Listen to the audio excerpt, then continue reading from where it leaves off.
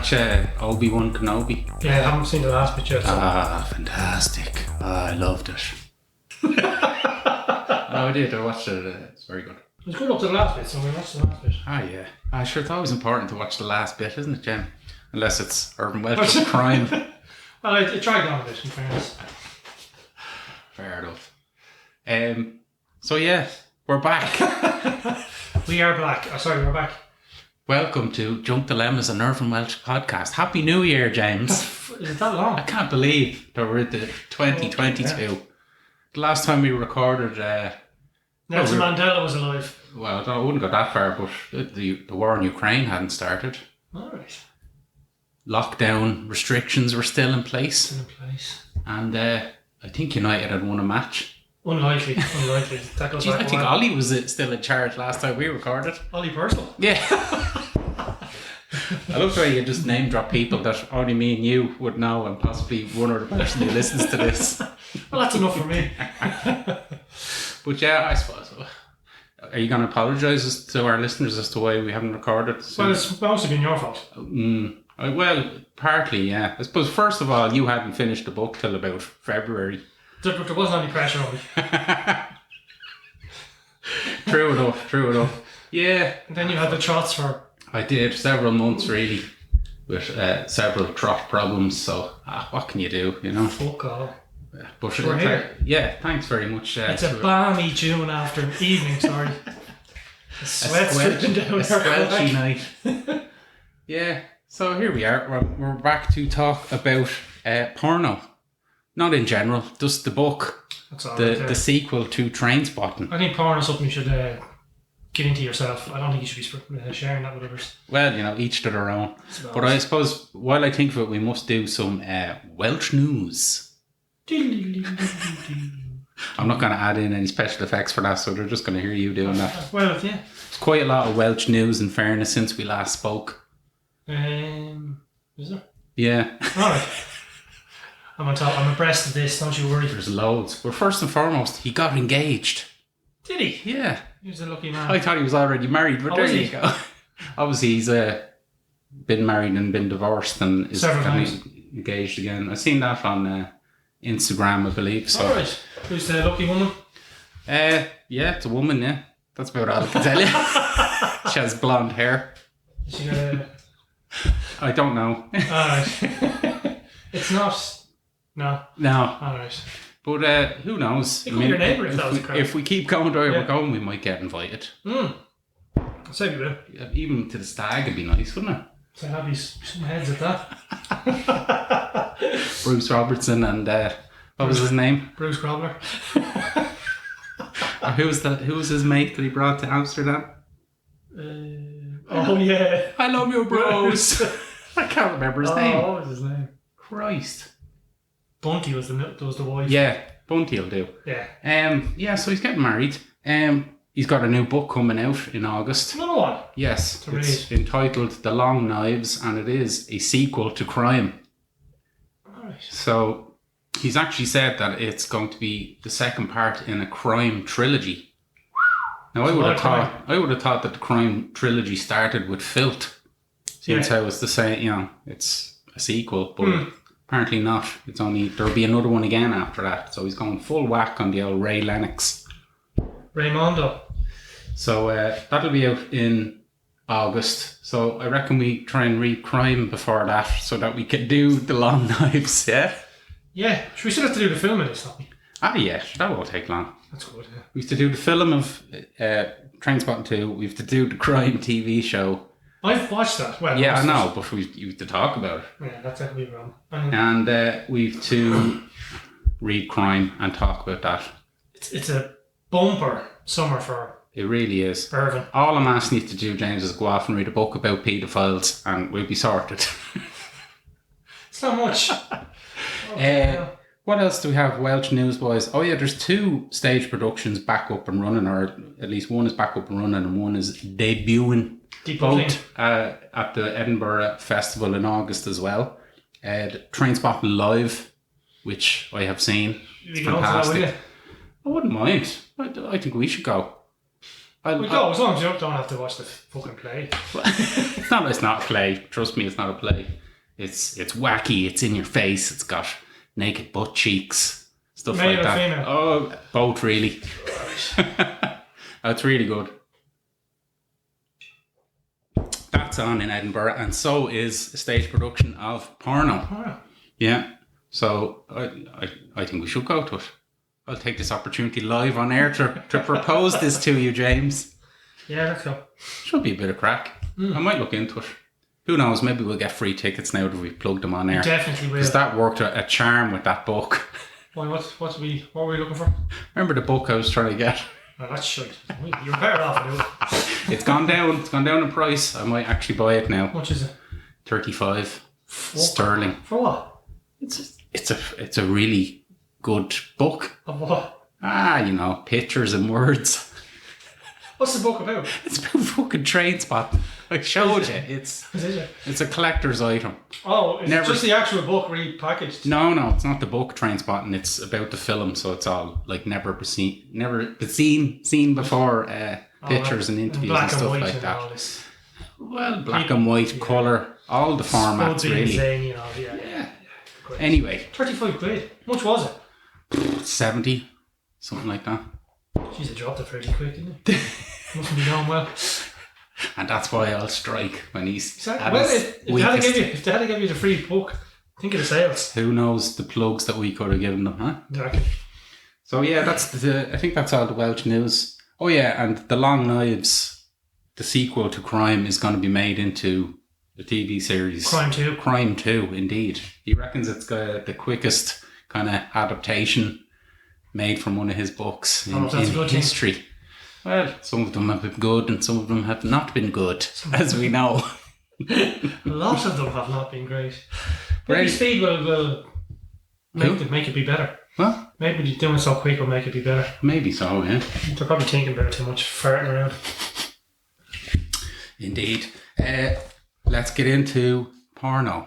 The synopsis. 10 years on from Trainspotting, Sick Boy is back in Edinburgh after a long spell in London. Having failed spectacularly as a hustler, pimp, husband, father and businessman, he taps into an opportunity which to him represents one last throw of the dice. However, to realise his dream of directing and producing a pornographic movie, Sick Boy must team up with his old pal and fellow exile Mark Renton. In the world of porno, Nemesis, some would say. Indeed. In the world of porno, though, nothing is straightforward. As Sick Boy and Renton find out that they have unresolved issues to address concerning the increasingly unhinged Frank Begbie, the troubled, drug-addled Spud, and most of all, with each other. That's very true. Very true. Backstory anyway. So I found this in an old interview from 2002. Look for the bottle opener again. Oh, yeah. So Welch said that pornography is the new drug of the moment. What's more, he maintains... I think it proved right. Indeed. In fairness. What's more, he maintains it has become so much a part of our culture, our everyday lives, that it no longer shocks. It's true as well. Well... Depends what sort of porn you're looking at. Oh yeah, I'm going to sit down on RTE and watch a big gangbang going on. Yeah, but Jesus, like... You think about it, you wouldn't have had fucking that shite Love Island on telly 20 years ago. Big Brother. You couldn't, you could barely say fucking poo and fart in Big Brother when it started. They weren't really... They got a bite all the time, didn't they? Yeah, after a few years, yeah. Remember the Irish had walking around in the gas shorts with a big horn on? Don't remember that. Thankfully, I don't. Yeah. That was as near as you got. But I mean, Jesus, I think with the old internet and phones and whatnot, the porn is everywhere, James. Everywhere. Well, if you want it, you can get it. That's it. Welch goes on to say, it's like eating McDonald's. People know it won't do them any good, but it becomes compulsive. That's very true. With an uncanny eye for picking on society's ills, Welch decided to focus on pornography for the subject matter of the new novel, the long-awaited sequel to Trainspotting. But I'd actually found out that he said himself that it didn't actually start out as a sequel. He had this idea for the story of a budding porn director, but as he started writing it, he realised that the main character he was creating was actually Sick Boy. It was just undeniable. Yeah. And then he obviously reckoned, well, if I'm bringing him back, I'll bring the rest of them back as well. It would have worked grand with just him and, say, Juice Terry and a few others. Baby was good in this one. Oh, of course. Baby's lunatic. The MVP. But, yeah. So that's... no, he's went on to say that he acknowledged the dangers of a sequel. He said, I must have been suicidally retarded to write a sequel to Trainspotting. I was thinking, you're really setting yourself up for a fall here. Any sequel not only has to stand up on its own, but really has to be better or just as good as the original. Sharknado 2. Indeed, yes. It's better, actually, than the original. What about Juice Bigelow, European Gigolo? That was good. It was. It was. As I like that with Juice Bigelow. Has the infamous Portuguese breakfast in it. Yeah. Lovely. If you don't know about a Portuguese breakfast, folks, just Google it. You know them little pasta Nutella tarts? What? It's something like that. You know them little tarts you get in Portugal? What, like at the bar? No. Anyone who's been to Portugal gets these little tarts. I've been to Portugal with you, and I don't remember getting a custard tart. I wonder why. I didn't have much of an appetite. I wonder why. But anyway, I'm convinced that Cristiano Ronaldo's success is owed to a Portuguese breakfast every morning. Quite possibly. Yes. Anyway, back to Porno. But I don't feel worried about Porno, Welch continued.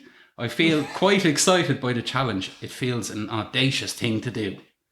Whether it proves as successful as Trainspotting remains to be seen. It wouldn't.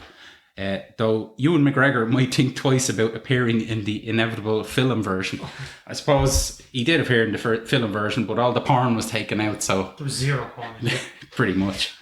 It's one thing to have to immerse yourself in the U-bend of a toilet, but it's quite another to appear naked in a low-rent porn film, even if it is a film within a film. So the book was published in August 2002 by Jonathan Cape. We must mention the book cover, James, as I pick up my copy here. I haven't actually seen the book cover, so I don't know what it looks like. And the reason you haven't seen the book cover is because I have covered it up with a very attractive... A special gift. Pink wrapping paper. I'm actually not sure if I wrapped it or if I got Siobhan to wrap it, but I'm pretty sure it's the second time this copy was wrapped. Are you going to unwrap it? I don't know, because... Alright, I've never seen it. Never seen the cover, so. Okay, go on. Just for you, I'm going to unwrap it. Just like live on air. It's like one of those YouTube unboxing videos. Yeah. Oh, listen to this, folks. ASMR for you here. Sell it. Ah, you do. Suspense is killing him. Oh, come on, get it out. There you go. Oh, look. It's a blow-up doll. It is indeed. It's like one of the ones from Only Fools and Horses. It is, actually, yeah. So basically, when I bought that book and seen that cover, I really wanted to read the book. I'd been waiting for that book for a long time.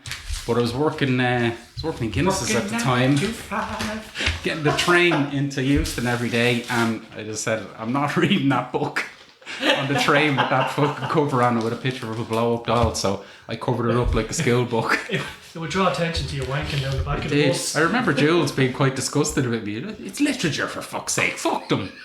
But I must have said wrapping off it then after I read it and put it away. But when I got it back out last year for us to do our reading and research, I was kind of conscious of the girls around the house. So I wrapped it up again. Even though they could clearly see me notes this evening entitled Porno. Absolutely. Filled everything, yeah. But that's the book cover. Yeah, quite a memorable one. It is. In fairness, more memorable ones. Some of them have been good. 10, 15.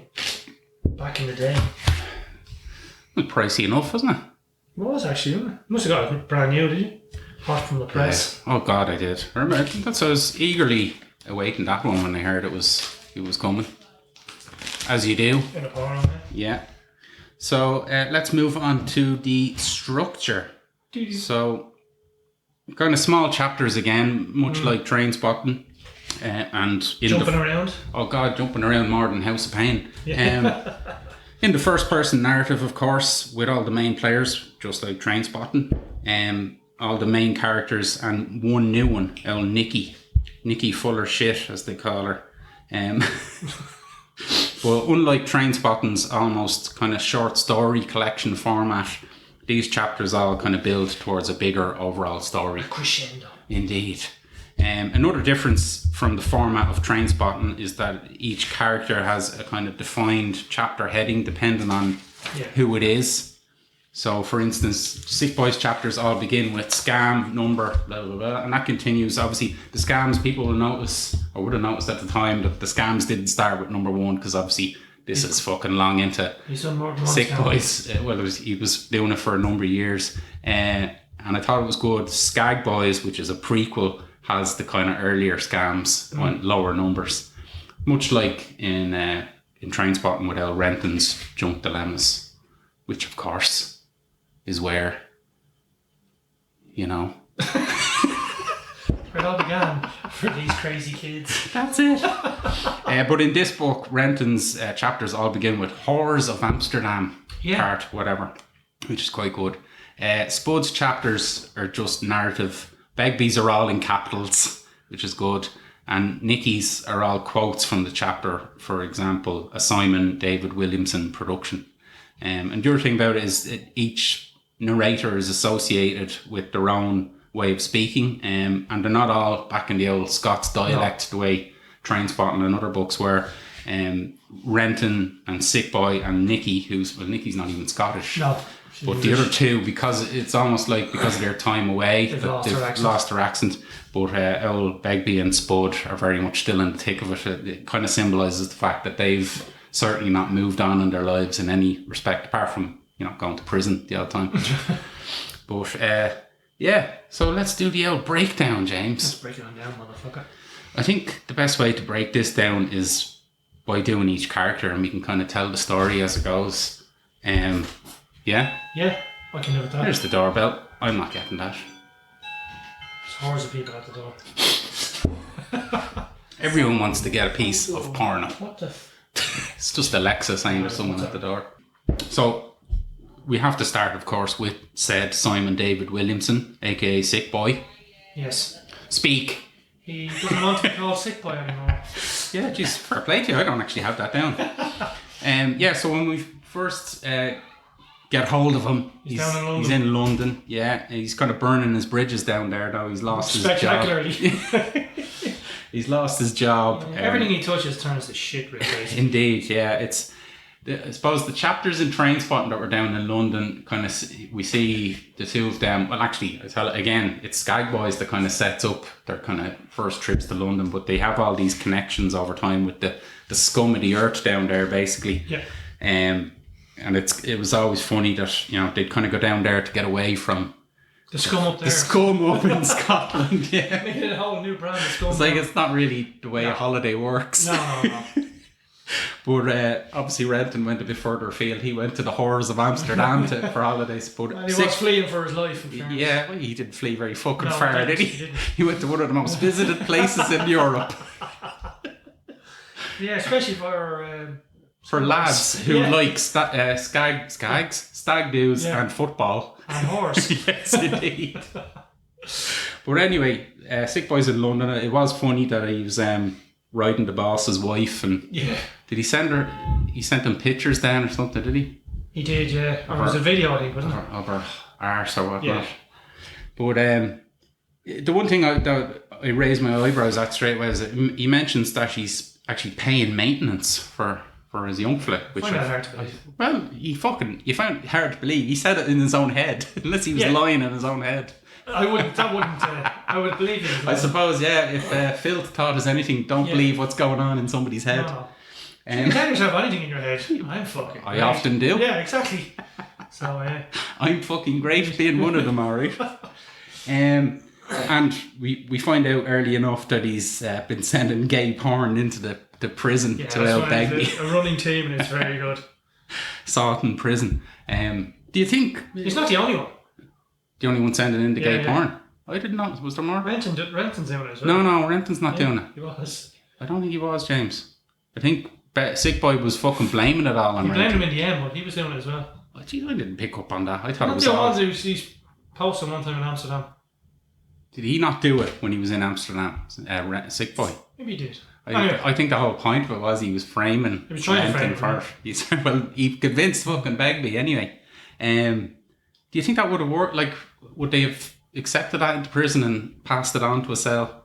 Yeah, it's a good question, yeah.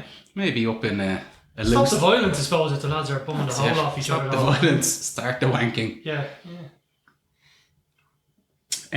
But yeah, he gets word, or he comes back and gets basically offered the old pub, the Port Sunshine Tavern. Someone dies. Oh no, His auntie just wants to head off to ride some Spaniard. Filthy old cretin. So leaves it in Sick Boy's capable hands. I did like the old, as he's talking to her in the pub, she was having her drink and then started sucking on the lemon, and Sick Boy had one of these intrusive thoughts that Welch always seems to go in, where he's picturing her sucking on your man's ball sack. Which is not a nice thing to be imagining of your own auntie. No, it's not really. It was good. Someone else's auntie though. I guess, yeah. Smell your auntie, as the old... I've done yet another inside joke, and even you didn't get that one. I'll explain to you later. Smell your auntie? Yeah. Mossy might remember that one. He's listening. I'll say no more. But I did like the description of the pub that Begbie was saying with the yellow stained walls. We get that a lot by Welch. Obviously with the old smokers ban, you'd imagine that doesn't happen anymore, unless the yellow on the walls is piss and pus. In other words, beginning with P and ending with S. Can you think of any? Paralysis. Could be. I imagine many a man has been paralysed in a pub in Scotland. I'd say there's a few of them pubs still knocking around, in fairness. Oh, of course, yeah. But he says the punters are like something out of a George A. Romero movie. But he does see the potential in the ever-increasing culture and economy in the surrounding Leith area. So that is one of the big themes in this book that everyone seems to pick up on. Yeah. All the characters. Begbie, who we'll get to, is coming out of prison. He notices the changes, doesn't like them. No. Not surprising from him.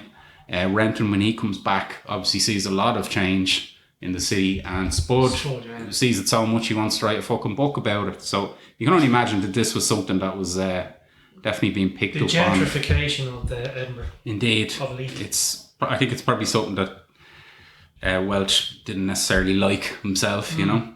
But yeah, Sick Boy, he starts kind of hiding in plain sight then as a responsible and respectable landlord. He's fucking out. Lasted about 2 days. Yeah, well, he's trying his best. It's quite an elaborate plan he has here to kind of, you know, show himself outing the drug dealers getting involved in this Leith business against drug scheme, which is all tied in with him just trying to make more money and blackmail businessmen. Blackmail a counsellor.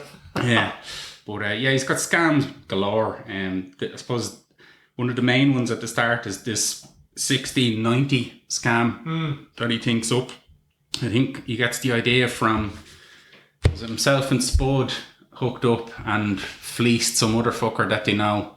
Yeah, some big Rangers fan, some Glasgow. Yeah, he's called Cousin something or other.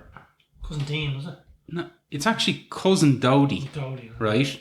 And when I seen that, I thought, so this is Spud's relative, because he was called Dodie in fucking Trainspotting. But that was Uncle Dodie, so I believe it's a different person. Uncle Dodie was a dark-skinned gentleman who got quite a lot of abuse in pubs and whatnot. Sure. But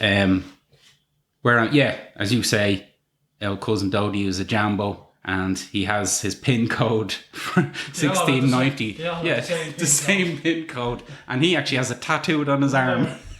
So he was quite easy to fleece, but that's where Sick Boy gets the idea for, you know, assuming a lot more than him has that PIN code. So we're jumping the gun and we're going back and forward here, but fuck it. When he hooks up with Nikki, he uses her sexual prowess to seduce people and kind of get bank cards, basically. Seduce some fella in the bank. Exactly. Well, that's. And then he went through the Rangers supporters club. Yeah, he found all the bank accounts. Yeah, she fucking came on to some poor dozy bastard who worked in Rangers, or was it a girl that worked in Rangers? It was. He got some other lad some stud muffin. Yeah, and he turned out to be a dud, so he had to seduce your woman. Yeah, Sick Boy did it himself. Yeah. And got the season ticket holders. But ended up getting a nice old sum. 62 grand out of the scheme, in fairness to him. Other schemes, he said, as you say, blackmailing businessmen. He's setting up Renton. He borrows his phone at one point and sends a homoerotic message to Begbie, saying that he'll see his old friend soon.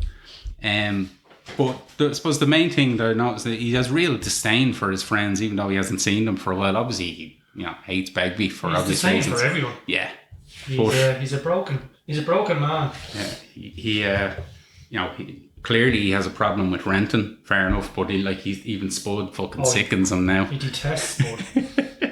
It's said again. I think it was said in Trainspotting, but it's said here again that he's a Steven Seagal lookalike, but he has gotten rid of his ponytail. So that was certainly one of the things that he never looked like Johnny Lee Miller by the sounds of it. Same way Renton, Renton was described as a young Alex McLeish in Trainspotting, which isn't good.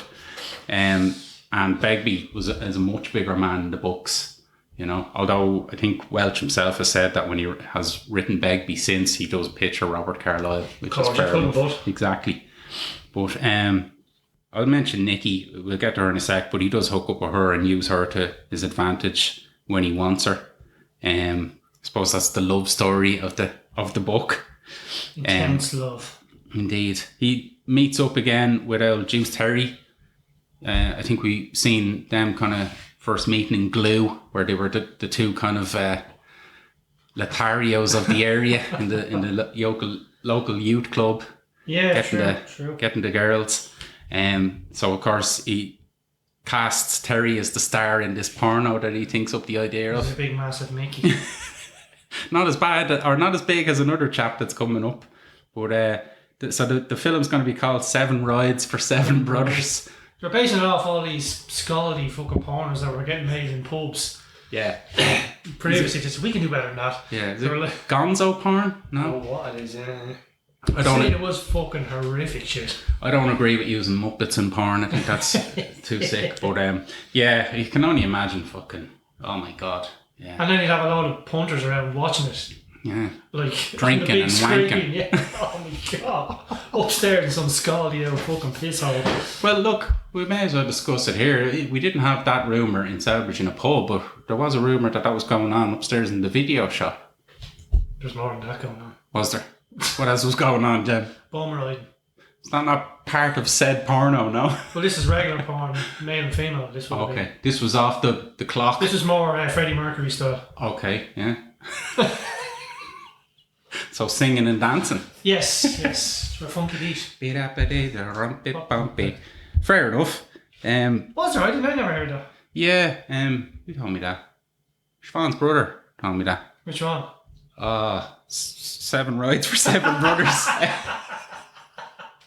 Ado. Of course it was Ado. Are you kidding me? And I believe Jules backed it up as well. But the only reason Jules is younger than us. Go away. Well, he obviously heard it from Ado as well. Unless they were both part of these. I'd say Ado was actually there. I doubt Jules was. I hope Jules was. I don't know if he was there or just returning a video or what, It's one way to pay your late fees. It is described, 7 Rides for 7 Brothers, as an art house style affair with spanking and bondage. The plot revolves around oil rig workers on leave, engaging in a bet to see who will fulfill their ultimate fantasy first. And it cuts back and forward, obviously, to tried and sometimes failed attempts at getting through scenes.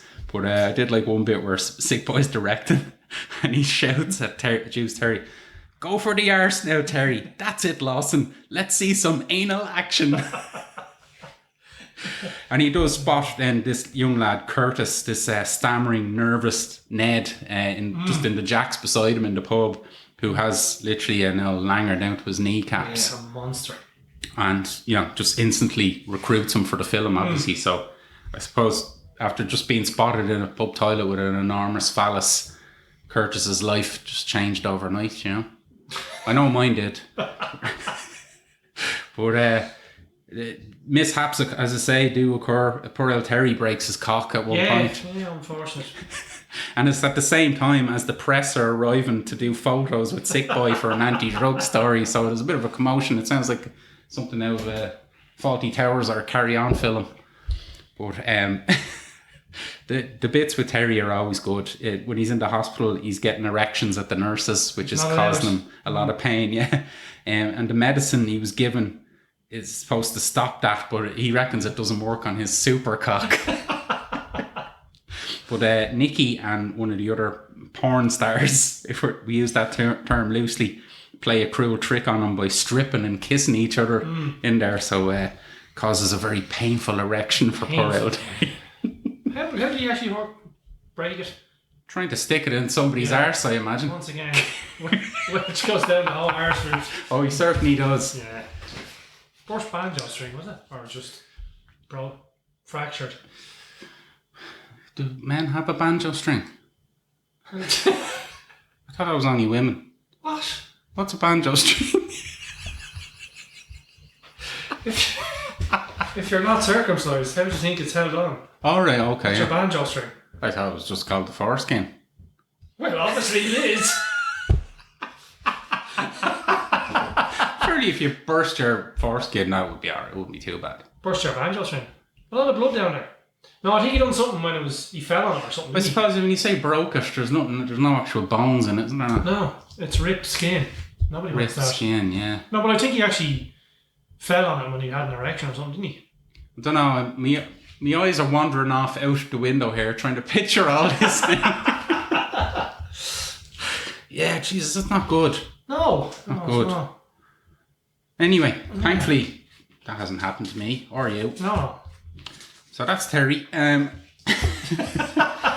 Who else have we got? Diane, of course, comes into it. She's studying psychology and is living with Nikki. Yeah. And she gets back with Renton. And that's fucking all she does. There's fuck all. I don't know why the fuck they I don't know why they didn't just make Nikki Diane, if you get me. Well, he wouldn't have went off with her then. Why not? Sick boy. She would have. Just 10 years later. She could have, that could have been her tragic story that she's fallen on hard times and has to rely on a fucking scumbag like him. But yeah, it was just weird that they brought her back. I know she's kind of plays a part in the big finale, but you can kind of understand it in the film, bringing back as many faces as possible. But yeah, there was a lot of that in Trainspotting, the book as well. There was a lot of characters brought in who did fuck all. Yeah, and obviously you want to show that it's a big area and there's a lot of players involved in the drugs scene and whatnot. But Diane did fuck all, to be honest with you.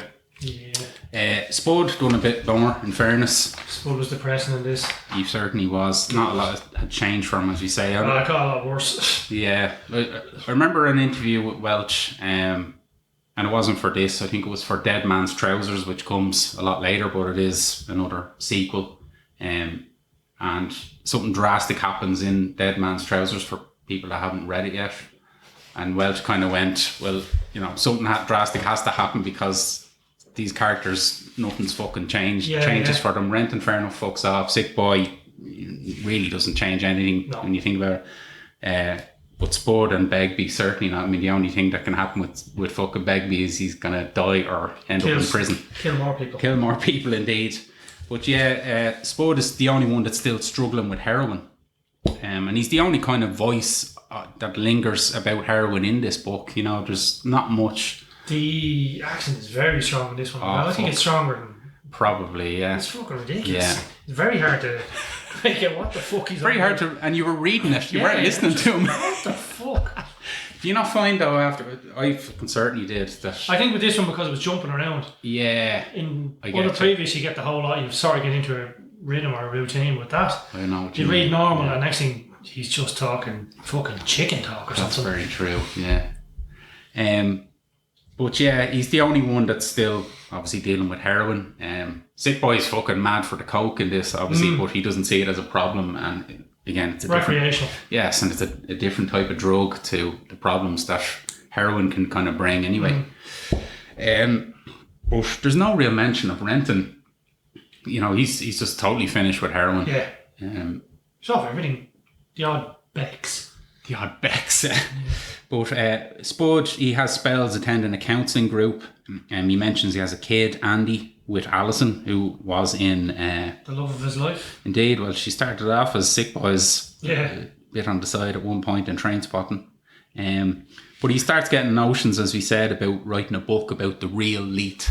The dockers, the drinkers, the youth, what are they called? The youth elite team, the hooligans. It just sounds an atrocious book. Well, at least in the film, no, I'm jumping ahead to the film here, which we'll obviously do. At least in the film, he gets the idea to write a book about them. Yeah. Which is obviously an interesting story. But this book, yeah, you can only imagine what it would be like. They're fucking winos from 50 years ago. Hey, somebody might have liked it. But he also mentions that, that Renton, he's kind of talking to himself a lot of the time. He mentions rents and how he sorted them out.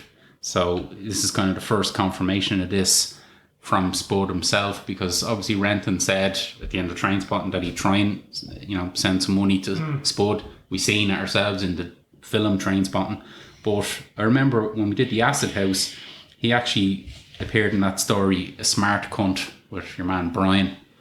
Yeah. Oh, he did. Yeah. Remember, they were fucking taking acid at a fucking wedding. Yeah.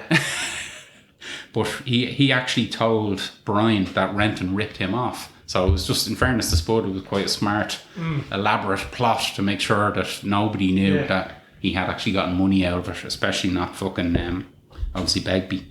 But he does admit it then to Sick Boy in this. Eventually, yeah. Just to get back at him, really. Big time, yeah. So, yeah, as you say, he kind of gets more and more depressed. His story is fucking horrible in this.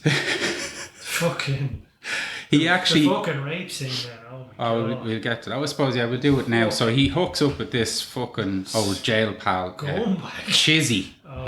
We see Chizzy first, or we read about Chizzy first. He's saying something fucking untoward to Nikki and Diane at a pub, and in fairness to Diane, she tells him to fuck off, and he does. But yeah, he comes back. It's a classic tale, isn't it, where they're in some shitty pub. It was funny up until the point. Oh yeah, when the rape, it was very funny. Yeah, because she shit her pants, and it didn't bother the lads. They're all happy. Yeah. But, so he wins big on a horse. He gets $4,000 on a horse, Spud. So he's reckons he's gonna bring his young fella to fucking Disneyland or whatever, or at least send Alison and the young fella off. But yeah, goes on the jellies and the beer with this fucker Chizzy. Your one has soiled her leggings, as you say. Chizzy steals a car, and then to take her to some disused building site, and it just goes horrible. Then he's assaulting her physically and sexually. He tries to fucking sexually assault Spud then as well, doesn't he? When he's finished with her. He urinates on her. It's just fucking hideous what happens to this woman. Yeah, it's pretty fucking horrible. Spud eventually fucking kind of half-heartedly attacks him. Yeah. They both get it kind of goes back to the slapstick then, because they both get thrown out of a pub, and you can only imagine it's probably daytime again after this, so you can imagine seeing this walking past. But they still go on and get served in other horrible establishments before finally going their separate ways. So it sounds like a classic weekend in a lot of towns in this country and in others. And then of course he witnesses Begbie killing somebody as well in a pub. So I was going to say, is this the first time Begbie killed someone, but it's fucking not. I think at this point he was in jail already. He was for killing. I think he'd already killed it's Johnny Sawton as Renton called him. So this is another tiny bit character that appeared in Trainspotting. It's actually in Trainspotting when Renton goes to get those. Well, he goes to try and get one last hit from fucking Irvin Welch. What's his character? Mikey Forrester ends up with the opium suppositories. Yes.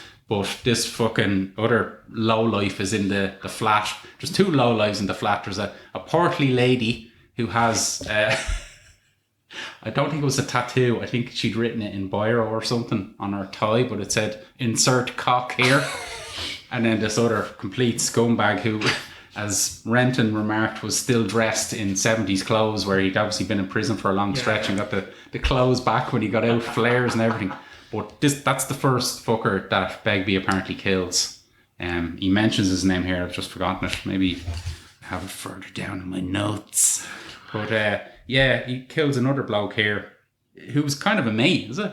He was a mate, yeah. He killed him in the pub. In front of people as well. In front of the landlord. Yeah. He just brushes it under the carpet because... Nothing to see here, lads. Yeah, couldn't have fucking... he couldn't be upsetting El Franco now. In fairness, he's probably a wise decision. Yeah. And obviously... Spud himself isn't going to say anything. But yet, later on, when he's gotten so bad, he decides that he's going to try and commit suicide via Begbie. Yeah, just... Which is funny and tragic at the same time. Ridiculous. I think fucking Begbie cops onto him. Begbie cops onto him. Oh, the Begbie.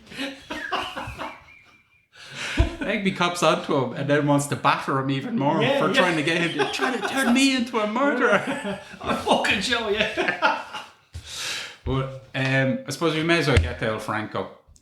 It's a while before he's introduced, actually. There's the threat of him looming for quite a while because he's still in prison. Obviously, Sick Boy is telling Renton that he's still in prison, which is one of the reasons why Renton comes back feeling half safe. But when he's finally introduced, I love the night before his release from prison, there's this kind of 2-pager where he keeps his poor cellmate. You can only imagine being a cellmate of that fucker. But this poor bastard is just edging towards the finish line of being finished having Frank Begbie as his cellmate. But Begbie keeps him up all night talking because he's so excited about getting out and keeps slapping him to keep him awake. Then he refuses a breakfast from the screws, Begbie does, saying, I'm going to get a proper fucking feed now in about half an hour. But then regrets it when the food arrives and eats your man's breakfast. But he's the fucking star of this. Oh, he really is. It's the classic where he's hilarious but so frightening at the same time. Like, if you knew somebody like this, you'd run a mile, but to read about him is just hilarious. It's so ridiculous that it is hilarious. But before he leaves your man, he's speculating that he won't last long on his own now that Begbie's not there. And that kind of reminded me of one of his classic quotes from Trainspotting where he tells Renton, see, if you were inside, you wouldn't last 2 fucking days. But on his way out, he remarks to a screw that he'll see him soon and that he might pay his wife and kid a visit and chop her head off, which is lovely. So I'm amazed he wasn't arrested again on the spot for that. That's against your parole. Yeah, it's just this kind of classic comedy stroke horror combo that you get from Begbie the whole time. Philip the Apprentice, remember him? This young fella that he caught trying to rob us. Yeah. Oh my Jesus. So again, after battering him, then decides he'd rather use him. So he has him as his little fucking... Little go boy. Yeah, throwing him in places and just using him basically. So your man probably would have been better off just taking a severe hiding rather than... Well, he took that anyway. He did. He would have got an even worse one.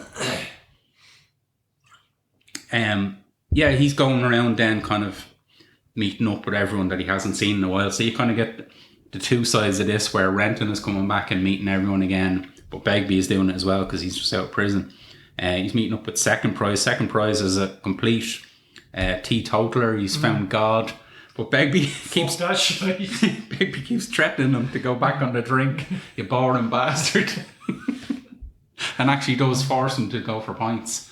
The other man, it is actually quite good how descriptive Welch is about how fucking insane this man is getting. Completely. The paranoia. Obviously, he's bad enough on his own, but the stuff that Sick Boy is initiating with the gay porn and that. And I can't help thinking. I mean, Welch probably wouldn't admit to being inspired by the film.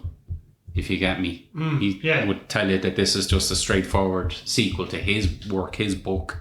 But I can't help thinking, I know Robert Carlyle said that he played Begbie like a closet homosexual just to make him more angry and that, and obviously that was fueled by the scene where he picks up, there's the coppers coming past me house.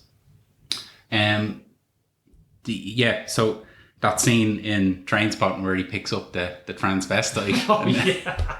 But I'm just wondering, did Welch kind of remember that and then kind of play on that in this? Because this comes up an awful lot where Begbie, because of all this gay porn, all is just obsessed with thinking that people think he's homosexual and buffy and all the rest of it.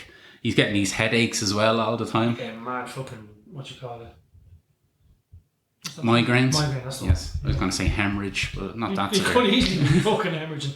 Making other people hemorrhage. That seems to be the only thing that eases his headaches is being violent. Yeah, so you said that, it releases the tension. Drink. Obviously he doesn't do drugs. Well, he does do chin at this stage, doesn't he? Sex doesn't work. It does a hilarious bit. He picks up this new girlfriend and is he impotent? Couldn't get it up the first time. Get it up, and again, that's only fueling his paranoia about, being gay or whatever. But then when he beats the bollocks out of her ex, he's got a raging stomp. The beast in him comes out then. Violence is his fucking Viagra. Oh my God, it really is. And that leads to, again, really horrible stuff because he obviously has a couple of kids with, throws out a Heineken there, really. He has a couple of kids with poor June, who we remember from Trainspotting. One of the worst bits in Trainspotting was him fucking kicking June, who was pregnant, in the belly on his way because he's basically given out because he's heading off again on a fucking stag do or a trip away with Renton, and he boots her in the fucking stomach. She split up with him here, but he still obviously comes around and torments her. And he's even encouraging the young lads to fucking fight each other.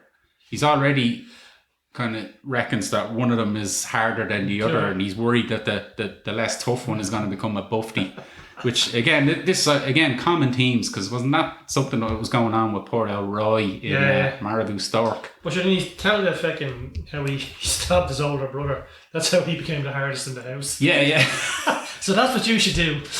Stab him. Oh God! And actually, again, foreshadowing here, a little spoiler, but the Blade Artist, which is just the full Begbie book after this, said a few years later, one of his sons has been killed. And that's his reason for actually coming back to Edinburgh. Anyway, I'm spoiling the book.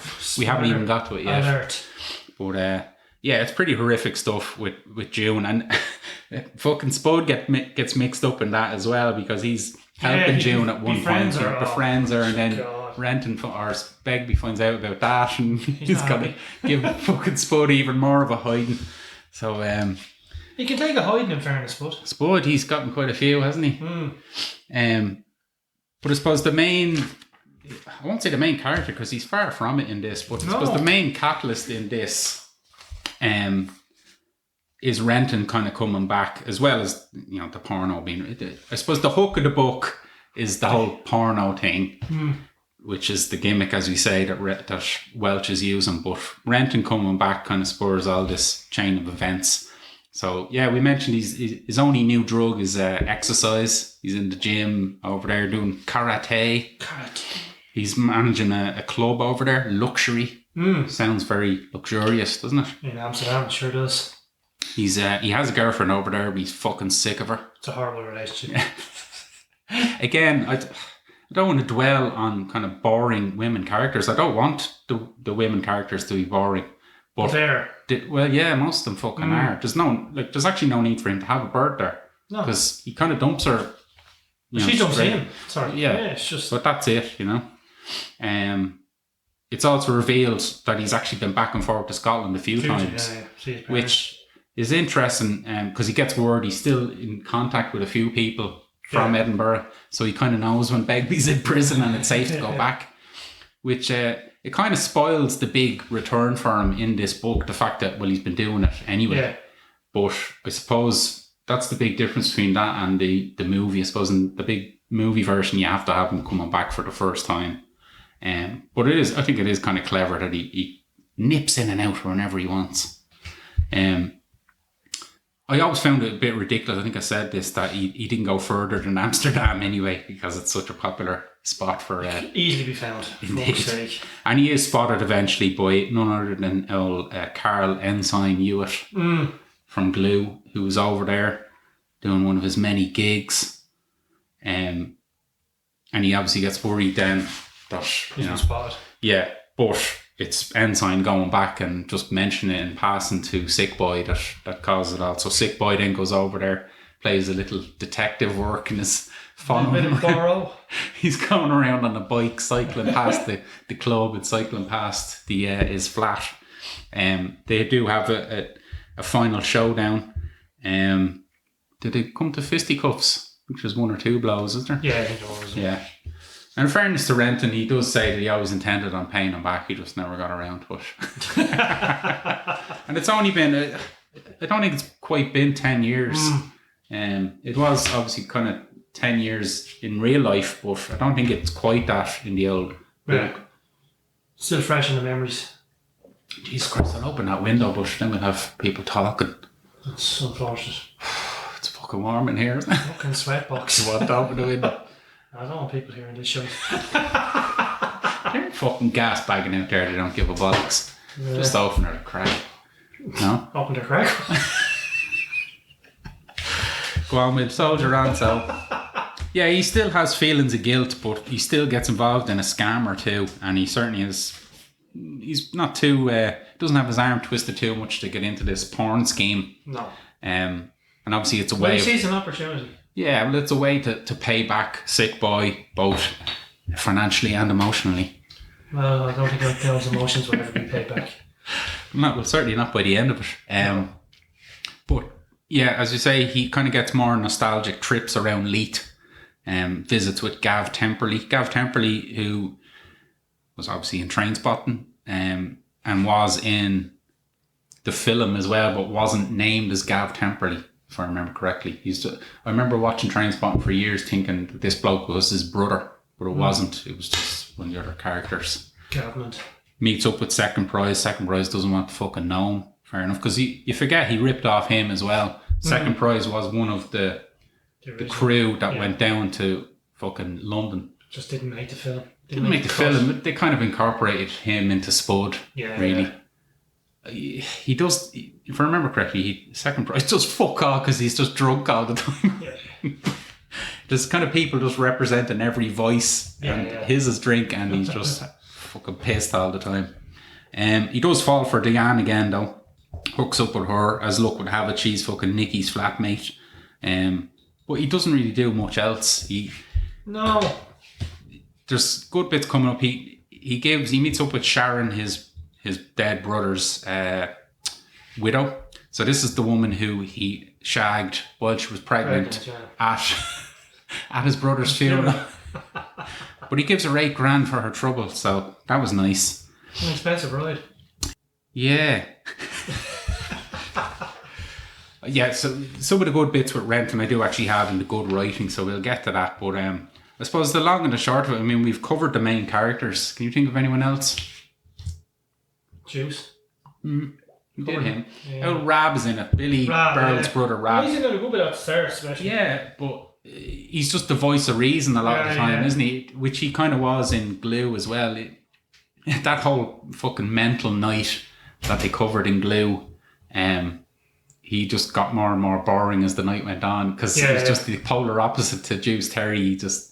And then had that row with Terry and is somehow still involved with this crew back then. I think he's still with that girl Charlene, which from Texas. Yes, which he doesn't want to know that he's now involved in a porno shoot. I think at one stage Sick Boy wants to recruit him as an actor in the film, and he's having none of that. Yeah, he wasn't. He always talked about the missus, but she's never in it at all. Yeah. Actually, Nikki. We didn't do Nikki. That's who I didn't do. She's introduced, as a student who's writing her lecturer. She's working in a massage parlour. But then, obviously... Won't keep blowjobs. Just wanks. Just wanks at the start. But then, obviously, that progresses. How did she meet up with Sick Boy? She knows Rab. Yeah. She knows Rab from college.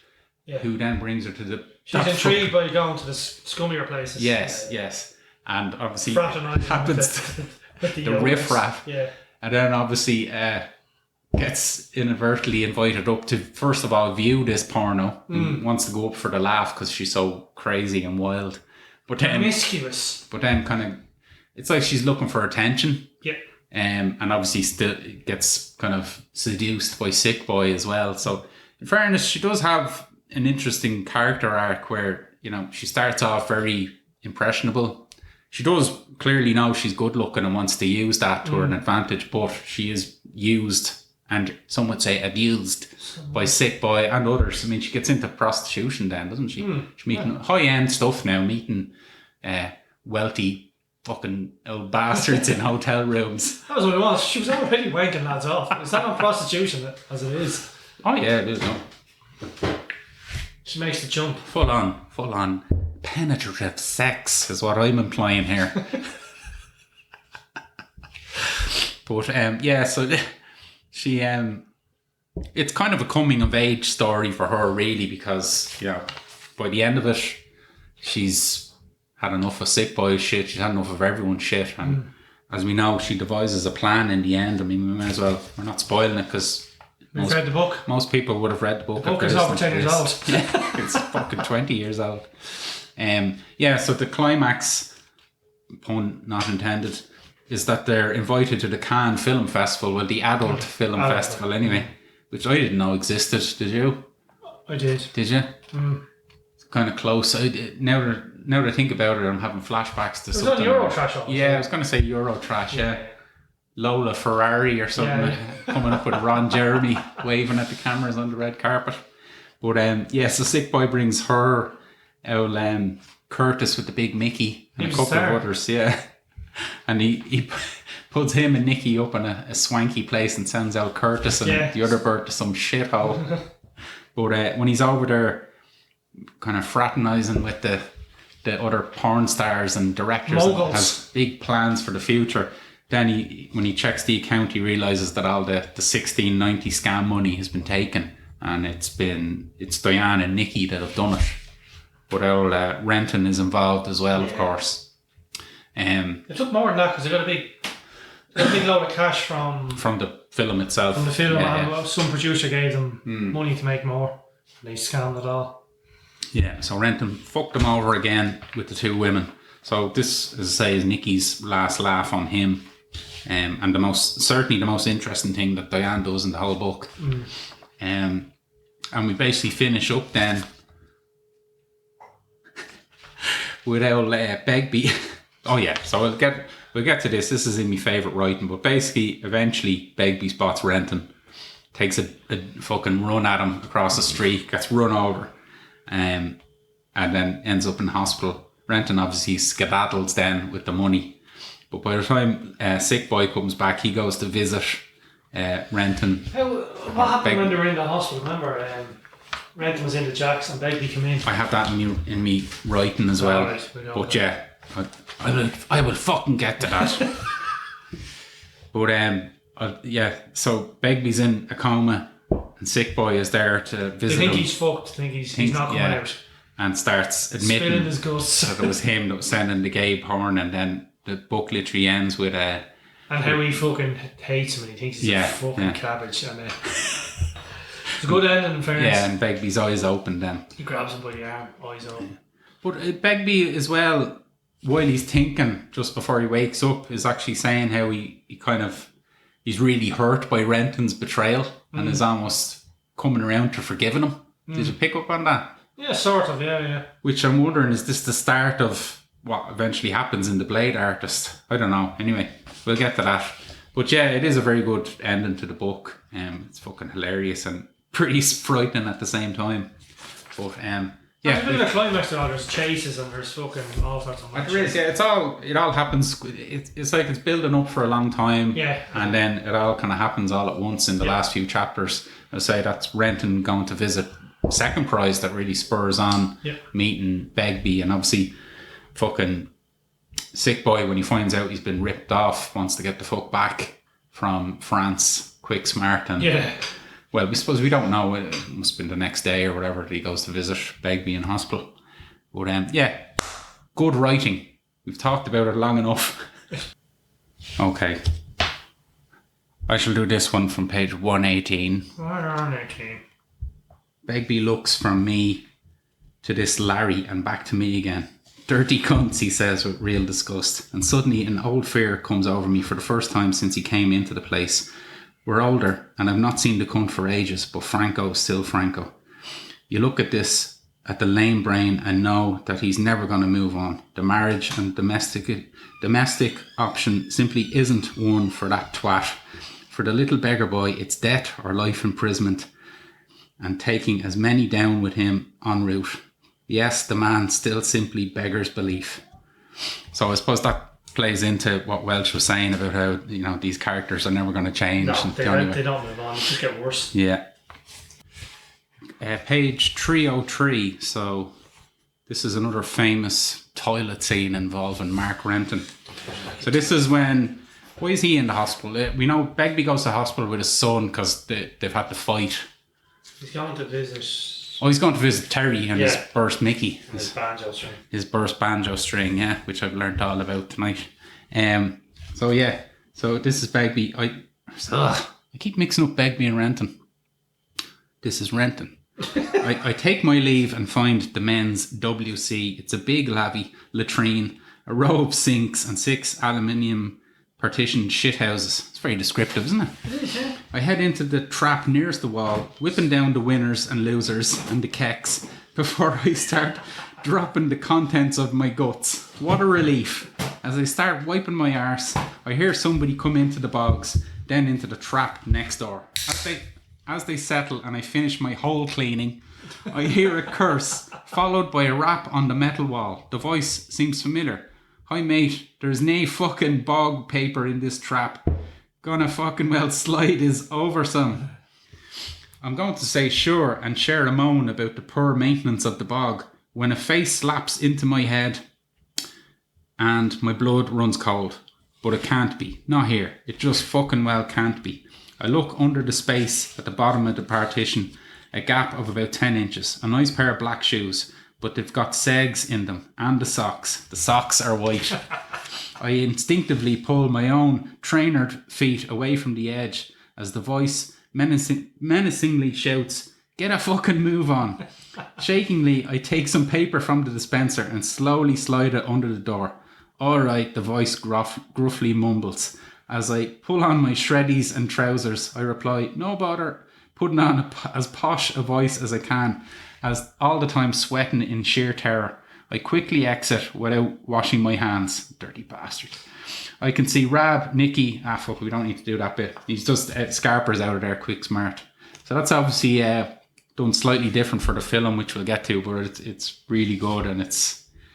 Begley has a version of that as well, doesn't he? Yes, I don't have that down though. Does he think it's him?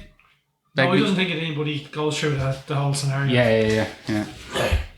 Probably why I don't have it down, so here's Jem doing page 250 into 251.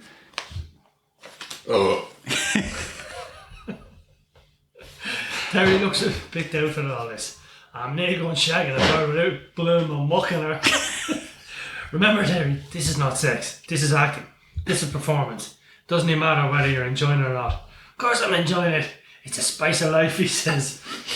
Because you and me, we're just cocks. That's all we are. The lassie's rule. In the background, I've got Ronnie and Ursula going through a routine, and Craig's fucking Wanda, who's lying like a corpse. They're just wallpaper, as I'm setting up the main action to the fore.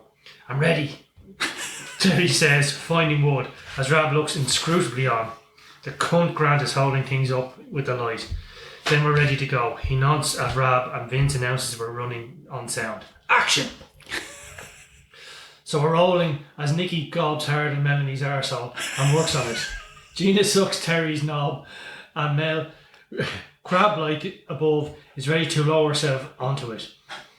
Then, just as she descends, the door goes, and Big Morag comes in. Simon, oh, she gulps, her eyes popping out of her head. It's the man for the Sunday meal. They've a photographer. She turns her head and heads out the door, slamming the door. Sunday fucking meal, photographer. What the? At the back of my mind, I'm thinking that I've got a leaf business against drugs meeting tonight, but that's in a while. Then I hear a scream behind me. I turn and see Mel slipped, and her full weight falling on top of Terry. Ah, you cunt! He wails in agony. Melanie's up and you say, "Oh, Terry, I'm sorry. The door just went and I got a fright and I slipped." It's Terry's cock. It's like he's ruptured the fucker. It's crumpled. It's black and blue and red. He's screaming and Nicky's phoning an ambulance on our mobby. And I'm thinking, the fucking Sunday Mail. What the fuck are we going to do if his cock's knackered? He's my leading fucking man. Rob, take charge here. Get Terry out to the hussy. But what? The fucking presser downstairs. That'll probably do. Intermittent Scottish accent there. Absolutely. Fantastic stuff. Okay, so 263 is more evidence of Begbie's increasing paranoia regarding his sexuality, shall we say. Didn't you think you've got any Rod Stewart, Mikey goes. Used to have, but she moved out and took loads of my records. Franco looks at him. Get them fucking back off the cunt. Can he have a fucking card school without Rod Stewart? That's what you do at a fucking card school. Get pissed, sing Rod Stewart. You can't fucking beat it, you cunt. You see the pictures of Rod Stewart in the inside of that CD, Norrie goes. He's done up in drag, like an old tart in one of them. And there's one where he's dressed up like a puff. A pure mind at they pictures. Rod Stewart had his hair slicked back with a moustache and a pair of glasses. I'm saying now, but because I can see the reaction from Franco. What are you fucking saying, Norrie? It's just this album, this greatest hits album. He's dressed like a bird in one picture and done up like a puff in another. Begbie starts shaking. What do you mean he's dressed like a puff? You think Rod Stewart's a fucking puff? Rod fucking Stewart. Is that what you're fucking saying? I know, Franco. I didn't know if he's a puff or not. Norrie laughs. Malky sees the signs and all. Come on, Frank. Deal the cards. Mikey says, Rod Stewart's not a puff. He shagged that Brit Eklund. Did you see her in that film with that Callan boy? The one where they were filmed up in the Highlands. Franco's not hearing anything, but he says again to Norrie, so if you think Rod Stewart's a puff, you must think that any cunt that likes Rod Stewart's a puff and all. No, I'm not saying that. It's too late, man. I look away, but I hear a crash and some shouts, and when I turn back around, I can't see Norrie's face, because it's like he's got a black mask on. But it's just a cowl of blood, because Franco's well and broke the bottle of Jack all over his head. Oh, Franco, man. There was still some nips in that bottle, Mikey moans, as Franco stands up and heads towards the door. Fucking brilliant.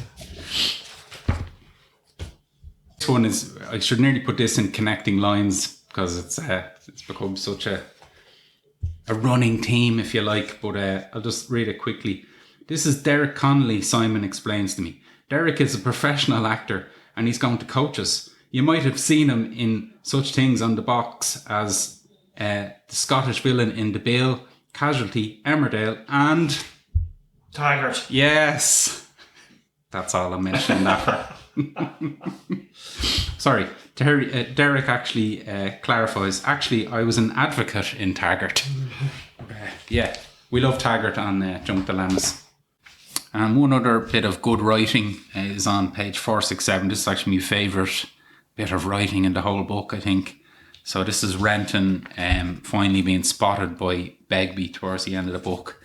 My spirits my spirits soar as I see a queue at the cash point at the foot of the walk. There's a drunk trying to operate it. I approach the cunt cautiously, anxiety oozing out of me. I can hear some guys shouting threats at each other in Junction Street. You miss this atmosphere in Amsterdam. This atmosphere of barely repressed, casual violence and aggression. This procession of paranoia. It just doesn't exist over there. Come on, mate, sort it out. Then I hear a familiar voice and it cuts me in two. And by a wrenching effort of will, I look across the road in its direction. Begbie, shouting into a mobile phone. Then he sees me and stands, open-mouthed, outside the central bar. He momentarily is paralysed by shock. We both are. Then he snaps the phone shut and roars, Renton! I love you! No, he doesn't say that. My blood is frozen in my veins and all I can see is Frank Begbie tearing across the road towards me, face contorted with rage, and it's like he'll just run right past me and do some cunt else because he doesn't know me now and I'm nothing to do with him anymore. But I know it's me that he wants and it's going to be a bad one and I should run, but I can't. In those few seconds, life's shredded into a million thoughts. I reflect how hopeless and ludicrous my martial arts training was. All that training and practice will count for nothing. It's all shorn away by the expression on his face. I can't abstract anything because an old childhood tape is playing relentlessly in my head. Begbie equals evil equals fear. I am in total paralysis of will. The parts of me that envision the simple adoption of the Wado Rio stance, blocking his blow, ramming his nose into his brain with the palm of my hand, or sidestepping his lunge and elbowing his temple. Yes, they are present, but they're feeble impulses, easily overwhelmed by the mortifying fear that I'm slow dancing with. Begbie's coming at me and I can't do anything. I can't shout, I can't plead. There's nothing I can do. Yeah, I love that. The one thing I always remember from Porno for years after reading it was that Renton in capital.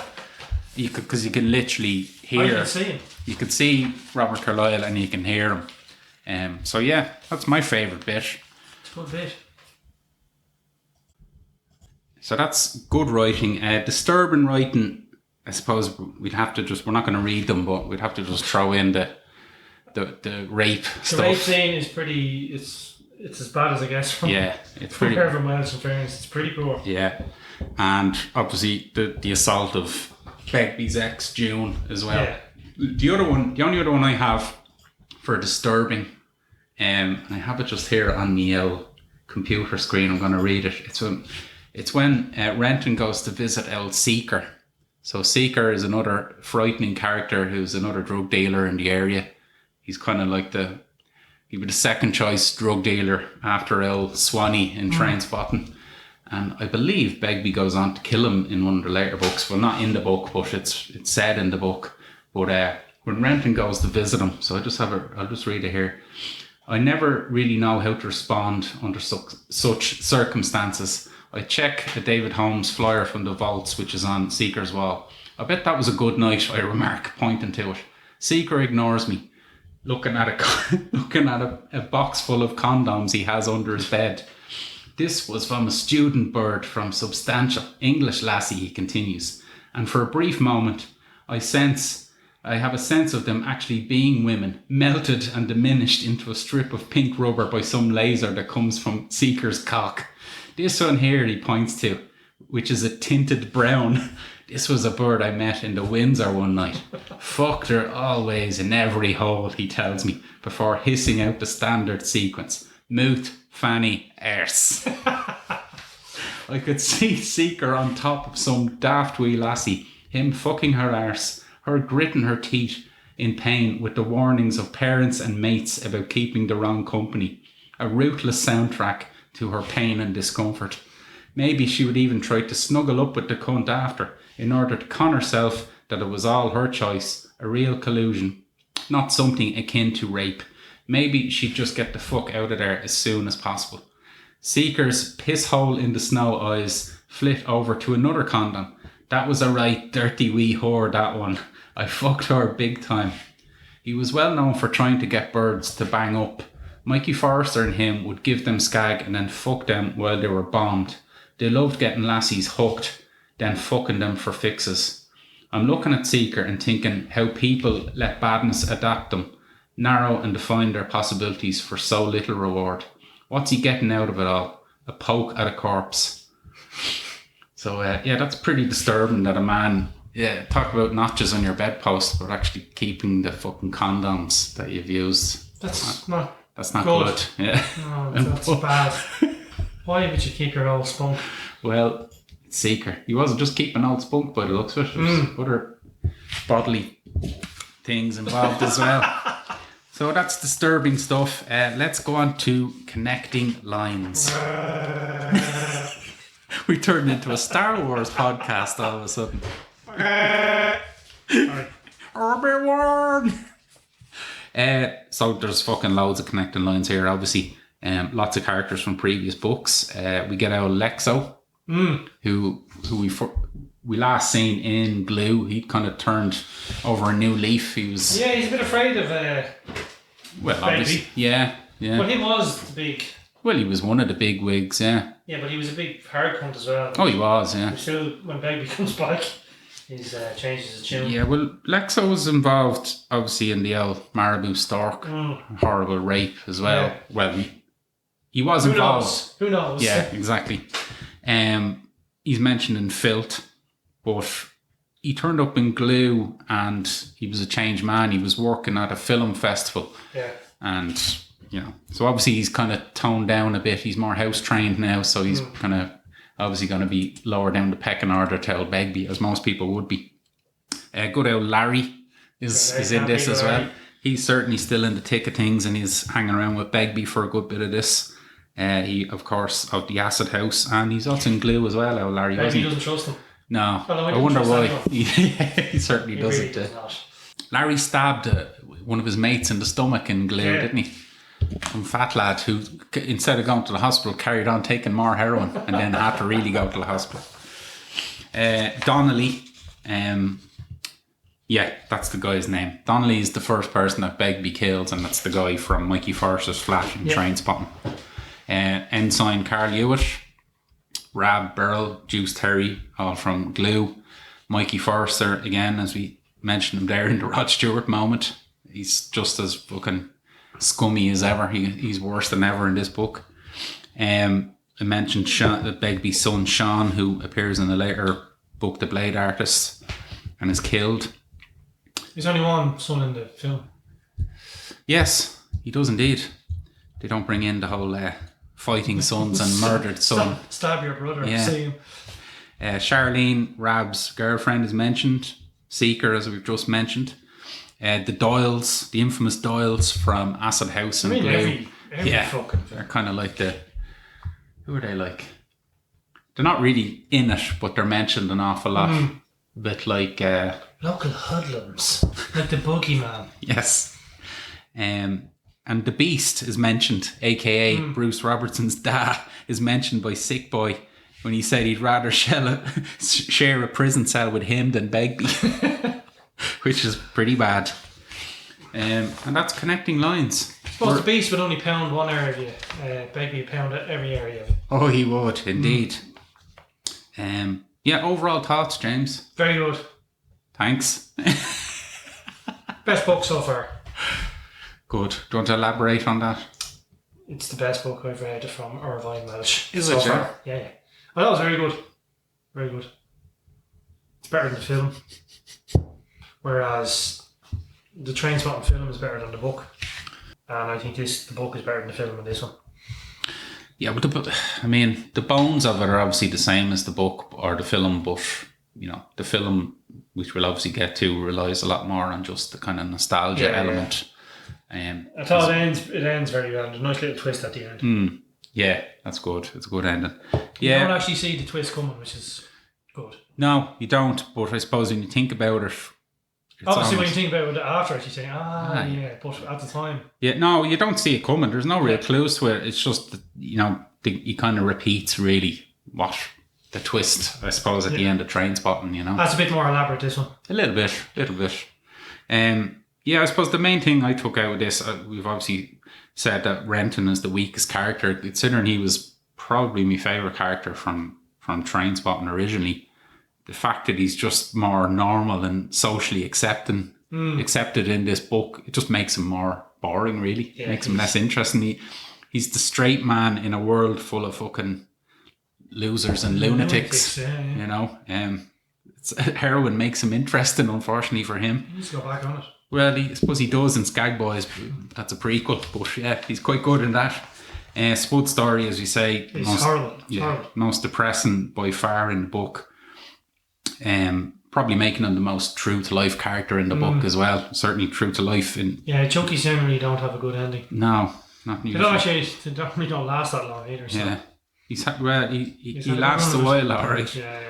As I say, Nikki, she gets a lot of pages here, and I'd say she's one of the strongest female characters Welsh has written to date. She's still not great. No, but as I say, it's not a bad story that she goes through. Much like Renton in Trainspotting, I think she's kind of used and abused at times, but she tries to make out that she's in control when she's not. Yeah, but she does learn tricks of the trade as the time goes on and the book goes on, and to the point of being, I suppose, the winner at the end of it. But obviously Begbie is fucking magnificent in this. His insanity boils over at times that it's even more hilarious than it was in Trainspotting. He's literally like 2 seconds away at any time from just killing someone. It's just, he's completely fucking deranged. Yeah, and it's absolutely impossible not to picture Robert Carlyle the whole time. Sick Boy, who, again, it's Sick Boy's book, you could argue. It's certainly his story that it started out with. He's very funny at times. There's little hints to humanity in him, as we say, with, paying maintenance, which you question. There's few enough bits of humanity. He does ease up a bit with his mates, but then it all goes head over heels again. But overall, he's just a classic scumbag. He's basically Begbie without the violence. Him and Juice Terry are always good together. And the mind games that he plays with everyone, especially Begbie and even Renton, kind of make him, obviously a very important part of the book. The plot is quite thin, really, but I suppose, let's face it, so is Trainspotting. It's what it says about society in Trainspotting more so than the plot. That wasn't important. In this, the plot is possibly a bit more important because it's just a sequel about the characters. It's not a sequel about fucking heroin. It's a sequel about pornography. But pornography. I was purchasing pornography. Indeed. But I suppose once you take away the themes of the book, in both books, addiction, whether it's drugs or sex or violence, it's for some people, yes. Along with there's still the running themes like poverty, crime, and then the kind of classic storyline themes that you get in all books with broken friendships and betrayal. You're basically left with a crime caper storyline. But that part's just as fun as it was in the one in Trainspotting, yeah. So, yeah, I agree. Overall, a fun book. Most sequels fail because they try and outdo the original. I don't think this one does try. No. Which just makes it a kind of an entertaining bonus. Like Sharknado 2. Indeed. I must check that out. Well, the book. Yeah. Now, don't say it, but marks out of 5. What do I give you? So you the last one. But fuck knows if I remember what you the get. last book we done? The last book we done was probably Glue. What's Glue about? It was about solvents and friendships and Juice Terry. It was about Juice Terry. Oh, that wasn't a date. No, I think I gave it a 4, did I? I think you might have actually, yeah. I'll give this one a 4.5. Oh, that's possibly your strongest ever. I think it is. Yeah, that's pretty high. I'm only giving it a 4. No, I give it a 4. Nearly all the other books, or some parts of it, I didn't want to read. And I just said, oh, God. But this one, I read the whole way through. Unfortunately, it's been a while, so I can't remember too much. You've done it now. Thankfully true. But yeah, no, it was the best one I read. Good stuff. It seems that the theme of pornography was to your liking. Clearly. But no, that wouldn't have been... I think the pornography was just in the background, really. It was, yeah. It's just a plot, not even a plot point, it was just a gimmick to use for the book more than anything. Yeah. But no, it was a good one. And obviously we will do Trainspotting 2, which is a loose adaptation of this, if you like. Like your bells recently. When was the last time you watched Trainspotting 2? I only watched it once. I have it in there, so... You shouldn't get it. Well, do you know something? I'm wondering, run this by you now while we're live on air. We could do a watch along for that. Yeah? Don't know how that works, but basically, we watch the film with the mic set up and we just talk about it as we're watching it. Hey, Mike! Talk to me, Mike! And then anyone else who's listening to us can do the same thing. They can watch the film and listen to us talk about it as we're doing it. Sad bastards, but yeah, I like that. You go if you crack open a couple of brewskis, yeah. Definitely. I'm fucking, what's that, about 2.5 hours? Jeez, it's not fucking Lord of the Rings. Probably is about 2 hours now that you mentioned. It's definitely not 2.5. Alright, grand, yeah. Yeah, we'll sort that out soon. Maybe on a less clammy night. Fuck me, it's clammy tonight. Yes. So that is Porno. We're back, ladies and gentlemen. Better than ever, some would say. Others would be saying, no, you're worse. Well, let's just hope we still have listeners. We still have subscribers. Unless they chopped their ears off or died, I think we should. Hopefully we're still, this when it's uploaded will come as a notification for them. on their devices. And Thousands I of must say listeners. what I think of it. Thanks for the support to people who've been asking where the fuck we've been. Fair play to you. None of that shit comes through to me, but thanks anyway. No, I did close down the Twitter account because I was just getting messages from Russian porn bots. And I don't see the problem. Though. it gets complicated with Ukraine and whatnot. I didn't want to be seen to be taking sides. Just don't have a flag on when you're doing it. But the Instagram's still up. We get messages there. Facebook. I'm not on either of them. No. Well, why don't you kind of spearhead the whole Twitter campaign again? Are you still on Twitter? I'm on the Twitter. How many followers have you got on I Twitter? don't know. Well, check that out. When this is up, I'll send you a link and you can retweet away. Your job is to try and get Irvin's attention and see if he'll... I don't know how Twitter really works, so just look at it. Anyway, I'll look into that sort of shit. But We've got, all sorts of weirdos looking at it. Listen to it. Absolutely. So yeah, we'll do the book next. We're going to do crime, and as I say, we're definitely going to do the crime TV show. How are we doing crime? The TV show. I've been thinking about that. I don't know. Do we want to do per episode, or do you just want to do an overall discussion of it? How many episodes? About 8 episodes. There was 6 episodes. 6, I don't know. Was there much in each It's episode? an hour each, so it's probably a bit much for a single. Might do 2 at a time or something. Maybe. 2 breaking into 2, yeah. Yeah, something like that. Yeah, I'll do it. I need to finish watching it first. Me too. I do. Me too. Well, You do. I do want to finish it. We're spurred on by crime now because obviously the sequel book is coming out, so we want to do the crime book. But also, it's just been released on RTE. Radio television for international listeners. Any of our Irish listeners can now watch it legally, and like we did. We won't do a watch along for crime. No. But we will discuss it at some point. So we're kind of breaking the whole chronological order here, big time. But Welch isn't helping that by releasing, TV adaptations and sequels to books. You can't rely on the Welsh. I think the next book would have been Sex Lives of the Master Chefs or something. I started reading it. Chicken Ranch in Milltown. It's not one of them. I don't know what that is. Strip club that was in Milltown. Really? Years ago, yeah. Okay.